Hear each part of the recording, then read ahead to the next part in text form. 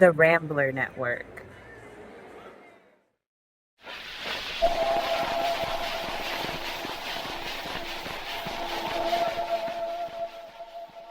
When we dig up the first of history, the signal is often weak. The oldest music ever recorded for playback is nearly impossible to hear, but its significance is deafening. It's the first scratch in time, the mark that lets us find all the others that followed. But sometimes, what we think is the first isn't after all. This is the Digressor Firsts.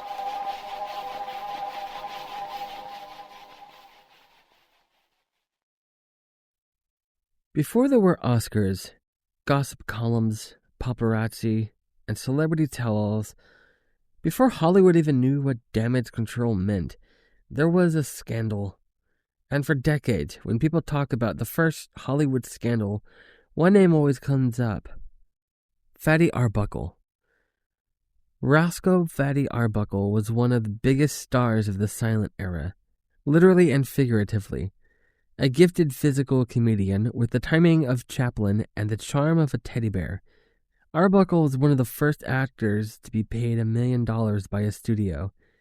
He even helped launch the career of Buster Keaton. Audiences adored him. He was beloved, bankable, and, by all accounts, kind.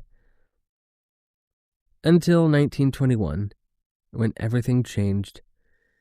That September, Arbuckle hosted a party in San Francisco's St. Francis Hotel.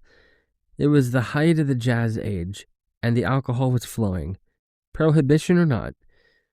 Among the guests was a young actress named Virginia Rappe. By the end of that weekend, she was dead. The press went into a frenzy. Rumors spread that Arbuckle had assaulted her, that his weight had somehow caused internal injuries, that there had been wild orgies and debauchery. Newspapers ran headlines like "Fatty's Wild Orgy Ends in Death," even before an autopsy report was finished. Arbuckle was arrested and charged with manslaughter. His films were pulled from theaters, and his name became shorthand for everything immoral about Hollywood. The trials that followed, 3 of them, were tabloid gold. The first 2 ended in hung juries. The 3rd trial finally acquitted him. In fact, the jury apologized to him, saying they felt a great injustice had been done. But by then, it was too late. His career never recovered, and reputation never healed. For many, this was the birth of Hollywood scandal, the moment the Dream Factory learned just how quickly it could turn on one of its own. However, that was not the first Hollywood scandal. To find the true beginning, we have to go back even earlier, before Hollywood existed as a movie factory, before the gossip columnists, before movie stars had names anyone knew. Back to a woman who accidentally became the first movie star, Florence Lawrence. In the early 1900s, films were short, silent, and anonymous. Studios believed actors were interchangeable, props really, and refused to credit them. They feared that if audiences knew their names, actors would demand higher pay. Studios wanted the spotlight on the brand, not the people in front of the camera.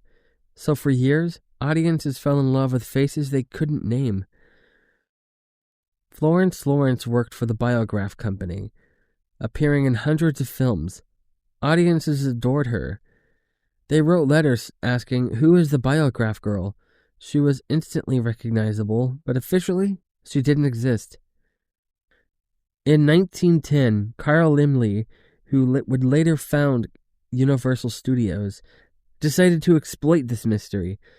He lured Lawrence away from Biograph to his new company, and to announce her arrival, he did something no one had ever done before. He leaked her death. Newspapers ran the story that Florence Lawrence, the beloved Biograph girl, had been tragically killed in a streetcar accident. A few days later, Laemmle revealed the truth. She was alive and starring in his next film. He admitted he'd planted the fake story just to get people talking. And it worked. Crowds lined up to see her. For the first time, audiences didn't just go to the movies, they went to see someone. Florence Lawrence became the first named movie star and the first face attached to fame. And the scandal, born from a fake death and the studio's manipulation, set the stage for everything that would follow, the obsession and the tabloid headlines. So while Fatty Arbuckle's story may have been Hollywood's first great fall from grace, Florence Lawrence was the first rise to fame. And both stories remind us that from the very beginning, the Dream Factory was powered by illusion, by the faces we adored and the secrets behind them.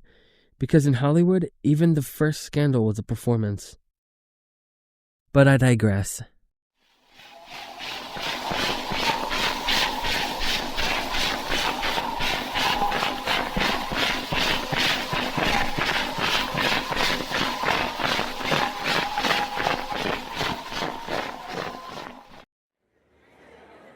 The Rambler Network.